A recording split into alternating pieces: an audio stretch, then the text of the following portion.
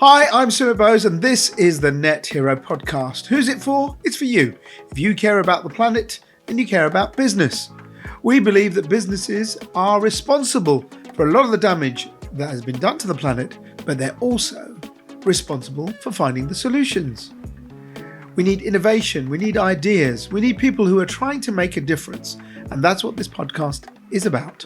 If you know someone who is trying to make a change, then get them to come along on the podcast. Listen in every week, subscribe, and make sure that you follow us on social media. Our two news platforms, Energy Live News and Future Net Zero, cover everything we do. And this episode is recorded live, so enjoy. Price. It's everything, isn't it? We look at what's going on right now with the conflict in the Middle East, and it's all about the pressure on energy prices. Survey after survey has been done recently saying that consumers are fed up with it, businesses are fed up with it. The answer, most believe, is to stick with what we're doing, trying to go down the net zero path. But there are criticisms about how we're doing that. Wind, when it's blowing really well, sometimes we haven't got the battery storage to make use of it. Curtailment is the thing they call it, where people are being paid to turn it off. There's controversy about whether we should start drilling for oil again. But in general, most people do believe that the offshore industry will be a big, if not biggest player in our renewable future. At present, most of our energy comes from offshore wind, but that's not all there is. There's tidal, there's floating wind, there's interconnectors, there's batteries. So how do we bring all of that together? What are we doing to make sure that we're ready to try and use this great resource we've got, particularly around the British Isles, but also globally, of natural wind and renewable energy? Well, today, I'm delighted to say I'm joined by Dr. Christina Garcia Duffy from a group that you might hear the surname of before, but not the first name, the ORE Catapult, which is basically the offshore renewable energy catapult. Christina, thank you for joining us. How are you? Yes, doing very well, Summit. Thank you very much for inviting us to My talk pleasure, my today. pleasure. People have heard of the word catapult, right? Because there's a energy systems catapult. What can you explain what ORE catapult is? And just so people get an idea, are you a government body? Are you sort of private? How do you work? So we are a private entity, and we are supported by Innovate UK, which is the UK's Right. innovation agency. They provide a core grant to the offshore renewable energy catapult so that we can help businesses and connect academia with businesses to develop technology in the sector. And the offshore renewable energy catapult is the particular catapult out of the network Yeah. supporting businesses in offshore renewables, mostly offshore wind, both fixed bottom and floating wind, and also a little bit of wave and tidal. When you talk about offshore energy, it's a very funny one because the original offshore energy was obviously oil and gas, but that doesn't come under what you do, is it? Because you are purely about renewable, correct? Correct. We are around renewables. We do work with some oil and gas companies because they have technologies that are relevant Yeah. to the wind turbines, substructures, things like that for the offshore sector. Also, things like robotics. Oil and gas Exactly. I was are going to say. much more Yeah. advanced than we are at the minute because there has been a lot of investment in that area. So we do have synergies with them and we work with them. We mostly, though, support companies that are in the renewable space. Where are we with the whole offshore green sort of thing? Because if you look at it, I remember going to, I think it was was it, where was it up in, it was called, I think Eric or something. It was up in Orkney, and it was years ago, and it was about kind of tidal power. It's an innovation center. Then Mhm. we had a lot of stuff about kind of, oh, we're going to really invest, make it, as Boris said, the Saudi Arabia of wind. Floating wind is going to be the next big thing is happening. And all these things have been bit parts. We've had some big successes, but we've also had, in the last year, you've probably seen it, some big companies saying we're pulling out of Mhm. building wind farms. So, for the audience, can you frame, most of us would probably think if you're working in the energy space, ESG space, that offshore wind is kind of quite a mature industry, but there still seems to be some sort of kind of backlash towards it. So, Where are we sitting right now? So it depends on what we mean about mature and longevity.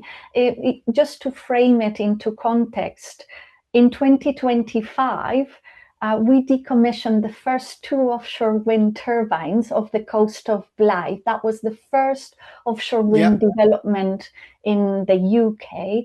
And since then, I'd say the last 10 years have been staggering in the amount of um, deployed capacity that we've had, particularly in the UK. We have about 15 gigawatts deployed of wind energy. We're number two in the world behind China, yet the size of our country is, a magnitude difference yes. compared to others. So progress has been staggering. It's been really fast. It's a testament to how much the sector has developed. But we have to bear in mind that we've only been around for 25 years in comparison to other more industrialized sectors, say in automotive or aerospace. It's Yeah, still a sector that needs support. The technologies have been developing really fast. We go for ever larger and larger turbines that cost a lot of money to develop, and we yeah. need investment in those areas. So I'd say since, I joined this sector from aerospace about 4 years ago. This was where the Scottish Wind Round was announced. It was unprecedented, the amount of capacity that was released through the Scot Wind Round. We've had some dips like AR5, a Yes. little bit on AR6.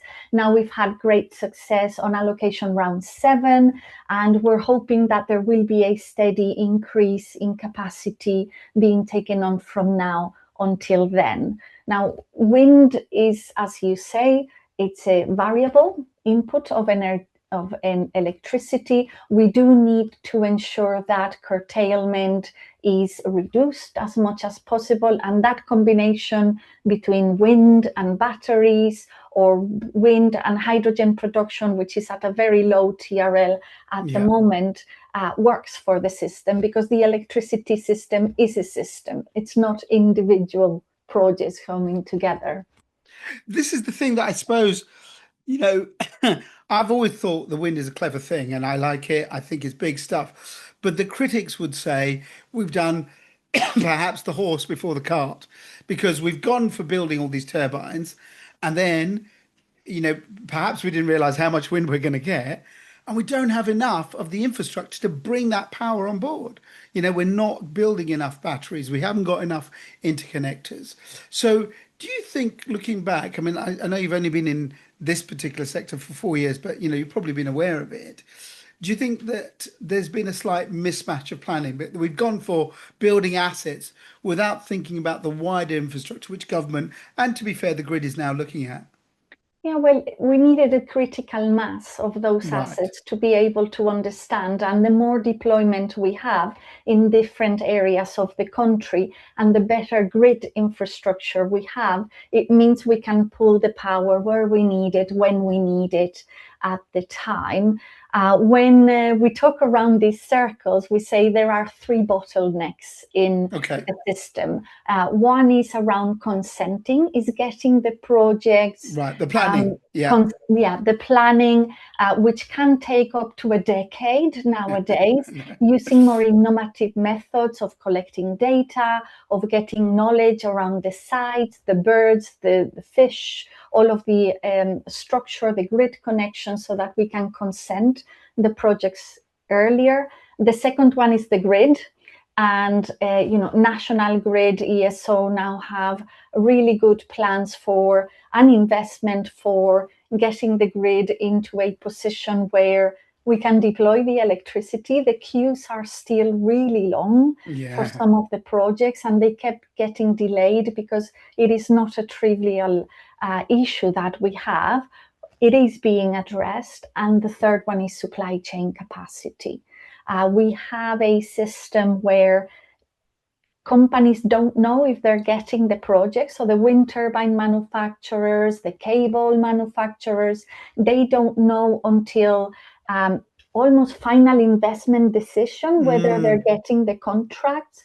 So it means that the relationship is quite transactional between the developers who are owning the sites and the supply chain. It means the supply chain cannot also think longer term and invest in new facilities, new manufacturing, because they don't have a pipeline of projects for a decade. They have 2 years at a time, kind of yes. thing. And that needs to be, that's cultural, it needs to be addressed. How much of this can you, as ORE Catapult, address? Because I suppose, if you look at what's happened over the last 18 months, the government has said we're going to scrap red tape, allow planning to go quicker.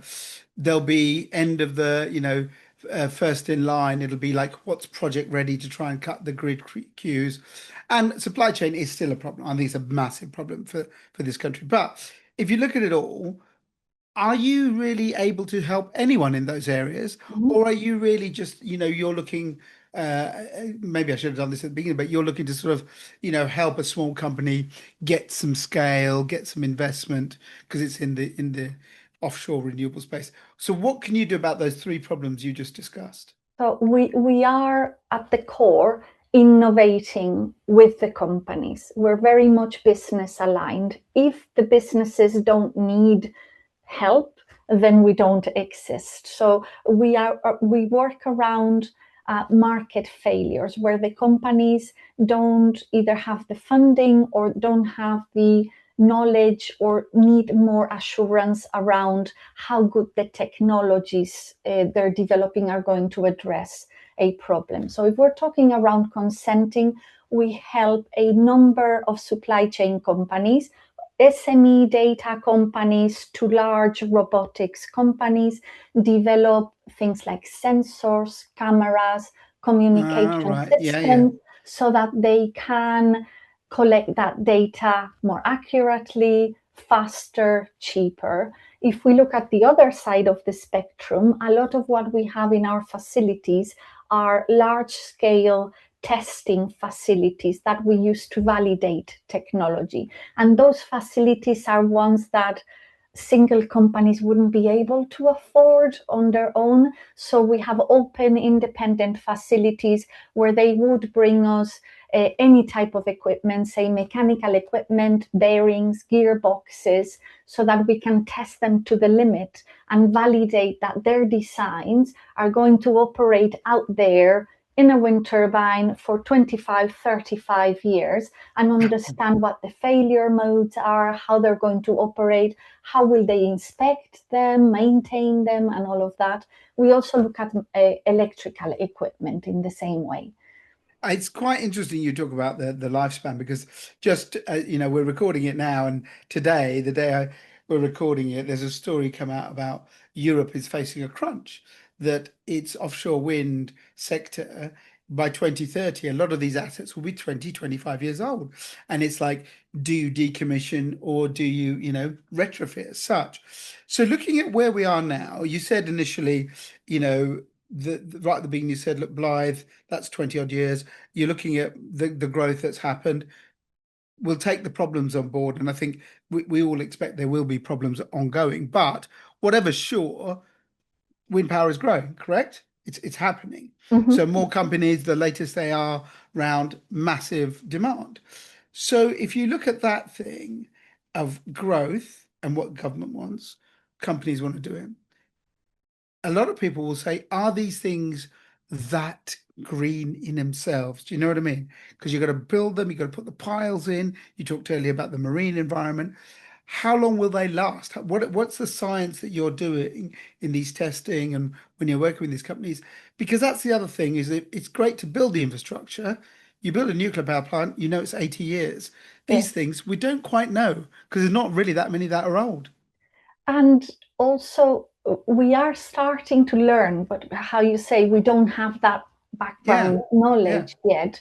And also, in the circular economy side of things, what you want is those assets to be there as long as you can, of because the course. carbon intensity of getting them Yeah. there is potentially, higher than just keeping them running. In some other strategies, it might be better if you reconsent a site, you redistribute, and you have less wind turbines of bigger capacity so that you can generate equally or more, but with less amount of wind turbines to maintain, less materials, and so on. So all of them are valid. What we do is we work with companies. I'll give you an example because I can. They've given us this. Right. We've recently worked with RWE, who are Yeah. a developer. They had an onshore wind farm and they did not know how long the blades would last for. So they were thinking, well, do we change the site, all the wind turbines? How long will the existing ones will live? And what we did was we took the blade and we use simulation and testing. We bring the blades through a very intensive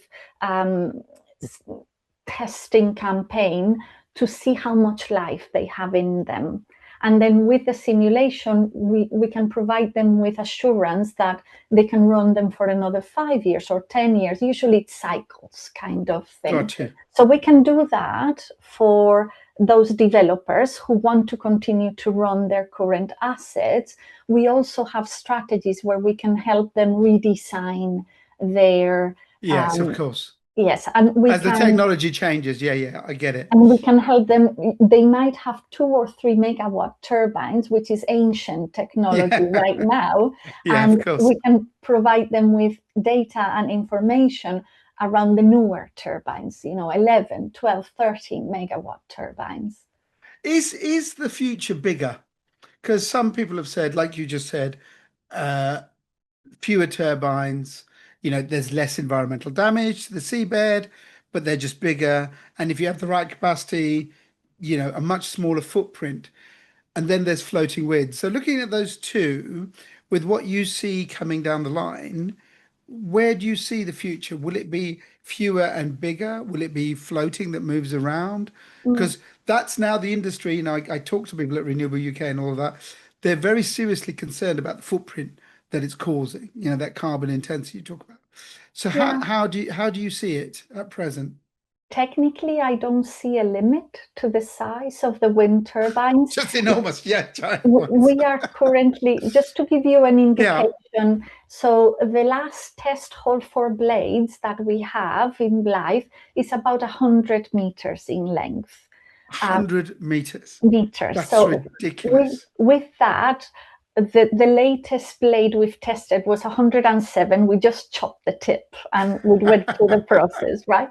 Too small. And we built that facility 10 years ago thinking we will never get there. We're looking at facilities now of 150 meters in length. We see turbines from manufacturers being now tested in situ of 21 megawatts. The current latest standard is 15. So I don't see it stopping. Wow. If you ask me my personal opinion, it's probably not going to be the turbine size that we can build and reliably develop. It's going to be restriction on port, for example. Right, these are very large pieces of equipment or vessels. You or need the boats to bring the things. Correct. I get it. So it's going to be something that's going to be so prohibitively expensive and the companies are not going to be willing to invest in. But you're saying the science could make them pretty big. I haven't seen the limit. Up to the moon, join Artemis. In terms of floating wind, that's another one that, I went to a couple of conferences, maybe 2-3 years ago, met someone say, oh, it's going to be really big by 2025. It's going to be really everywhere. Hasn't quite happened. Hasn't happened actually anywhere in the globe. Where are we with floating wind, with, again, what you see in terms of the research at ORE? Yeah, so I think it's coming and it's going to be huge and it's going to unlock the capacity.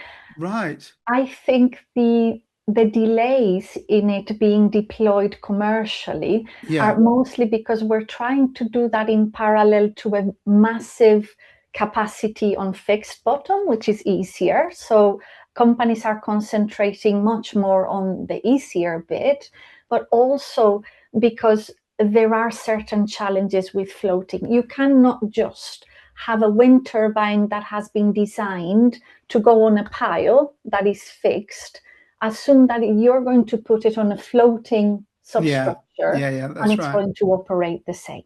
It's a It's a completely much separate more thing, isn't it? Yeah. systems approach. And until the companies realize that and bring them into their design methodologies, is when we have things like failures very early on. If you look at some of the early floating wind demos, they've all had some sort of a glitch or a failure, major or minor, when they were deployed for 4 to 6 years. We see kincarding, we see high wind, and it's Yeah. because we're learning on the job. There is a piece of work that we did at the Catapult, which is also looking at the cost. If you're having, you only have floating because they are further away from shore and Yes. because the sea depth is too large, it will make your fixed monopile or jacket Just too either, expensive, isn't it? yeah, Or too yeah. expensive or Yeah. even not feasible. Um, you have to reduce the cost. They generate much more because they are larger turbines, but you also have to go through the process of shaving the cost of that development. And if you look at the cost of substructures, the cost of individual components, construction, if we can shave pounds on all of those areas, it can become quite competitive. It just takes that learning curve to go through. If you look at where we are, you mentioned it earlier, China, number one, UK, number two. A lot of it in Scotland, but there's other places. Portugal has got a lot of wind, right? Offshore Mhm. wind. There's other parts of Europe that've got it, places around Africa have got it. But it seems to be very much a story of kind of Europe at present and China. Just moving ahead, looking at the wider picture rather than just the UK. Is there enough appetite for this to be a global industry as it is? Because I wouldn't say it is right now. I might be being unfair. I don't know your view, but I Mhm. kind of don't see it as global at present, the way that, you could say solar panels are, for example. I think that's really insightful. So, we're working with the Department of Business and Trade. We've had a program going on for 2 years where we've deployed our experts to 14 different countries in the world. The program is called Market Access Barriers.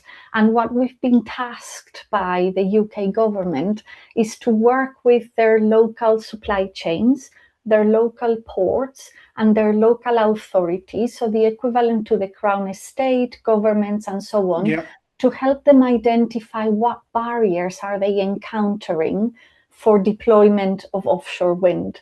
And you wouldn't believe every country is completely different. of course, of course. Some countries it's the interaction with fisheries, some countries is lack of logistical support, some countries is policy. There's all shades of barriers. And then what do we do about them? How can we unblock those barriers? And there's a lot of appetite. Brazil, Japan, Vietnam, there's Taiwan, South Wow. Korea, India, lots of appetite across the globe. They're just less mature than we are That, in the UK. yeah, They're early on. got it. Couple of things I want to talk about before we end. Um, in the you said right early on, you said this is a new industry, right? Offshore oil and gas, 60, 70, 80 years, whatever. Very good kind of idea of what they're doing. And this is a big part of where, you say you go up to Aberdeen quite a lot. It's a big thing, that transition, right? The government wants to switch it all off. They want to take those people, and you don't want to lose the jobs. You don't want to lose that knowledge as well of the oceans. So on that transition point, where are we with that? Because unions say one thing, politics says nothing, something else. I don't want to get into that from your side of things, but from the kind of science and from the research point, is there enough harmony between the two industries that those people, because that's what it's about at the end of the day, people need to have jobs, they can Absolutely. transition into the offshore green industries. Yes, and there are many opportunities. Skills are transferable. We have a need for that. I had an old, not old as in age, but a colleague, a previous colleague. I'm pretty old, so I don't mind. Yeah, we used to say, you would go anywhere in the world to any Mm. oil and gas rig, and you would hear a Scottish accent. Yes, true. So it is my mission that you go to any project in the world where there is offshore wind, and you will hear a UK accent. There will be somebody there. It is a difficult transition because culturally both sectors are different. The amounts of return on investment are very different. Oil and gas has been flush with funds, Yeah, and of course. Yeah. they've supported supply chains for many years. We're not there yet with offshore wind, but the projections of jobs required for offshore wind, to give you an understanding, right now in the UK, there's about 30,000 people working in offshore wind. We Wow. are That's more than I thought, projecting, actually. yeah, Yeah. we're projecting about 100,000 people by 2030 or early 2030s. Where are these people coming from? Oil and gas. This is what we need. And if you look at what's happened, there's been so much of this kind of push to close down that there's got to be the plan for the people, hasn't there? Absolutely. And I have people in my team in Aberdeen, particularly, whose parents are either working in oil and gas or were at some point made redundant in oil and gas, and their children are working in offshore wind. Yeah, that's good. Initially, we were going to do this chat during International Women's Week, but it's always International Women's Week here on Future Net Zero. All joking aside, one of the other things that I've seen is more women joining these offshore wind sector compared to the amount of women that would have joined oil and gas, right? Now, again, that could be two different things. It could be that the fact that the whole sector is less kind of, dare I say, dirty, harsher. It's less like that. You're not on an oil rig for months at a time. You go and visit these things. Is there enough skills to, you talked about sort of people, older people reskilling. Is there enough to get this to be a much more kind of, balanced in terms of gender sector so that it is moving forward with equal amounts of men and women working in it? I would hope so. And there are many jobs to be done. There are not only, the hands-on jobs that perhaps women historically have not pursued as much as their male counterparts, but talking about consenting, construction, operation, developing technology, running the assets, uh, many office jobs, many finance, legal, analysts, engineering jobs. So there's a plethora of skills that we need that are not what we would consider historically gender specific or more gender Yeah. biased. So we are doing a lot, and I mean not just the catapult, but the community, in having networks, doing awareness courses from Yeah. early on in the children's schools, all the way to mentoring women when they enter the sector, because we don't want to lose those people. I'm very proud that at the Catapult we have a magnificent EDI culture, and I always say, and we always remind people, it's not just about gender, it's Yeah. also about background, ethnicity, sexual preference, your marital status or not. We need diverse teams. They become richer teams, and they provide richer outcomes if we have variety of thought. What's your hope? Let's go forward to 2050. Okay. Our great net zero target. I don't think we're going to reach that, my personal view. But anyway, we'll be along the road. We're looking at kind of, the next 20 odd years. If you see what the projections and what governments want, that it becomes as big as oil and gas became in the 70s and 80s. but also you need to look at the newer things, right? Because people didn't really care that much about drilling and seas and, whales and mammals. You've got to do this kind of responsibly. So if you look at where things are now, do you believe that we will have a very big, whether it's big in terms of size or big in terms of its kind of presence, in terms of giving us power, an offshore wind sector, offshore, not just wind, offshore renewable energy sector by 2050? I'm certain we will. Certainly on the offshore wind side of things, projections are anywhere between 75 to 125 gigawatts of deployed capacity. And again, we're part of a system. I know I represent offshore renewables. We can't deliver that without a base of nuclear, hydropower, Of course. There's solar. It has to be at systems level. I do believe there is a massive place for offshore wind globally, not just in the UK. And you say my vision, what I would like is, 2050 is probably around the time I retire. And what I would like is for my children not to have this issue and this challenge, is so that we've come up to a standard where these are everyday deployed activities. It's still a vibrant sector, but there's no question about whether it fits into the overall system of things. It's just a thing we do because we know it's best for the planet. Good point to end on. Well, look, let's hope it's true for your kids, my kids, that they work, in a greener world. Thank you, Christina. I know you're a very busy person, so thank you very much for joining us on the podcast. It's been a pleasure to talk to you. Thanks to you. No, my pleasure, my pleasure. And if anyone wants to check it out, what's the website for ORE? It's www.orecatapult.org.uk.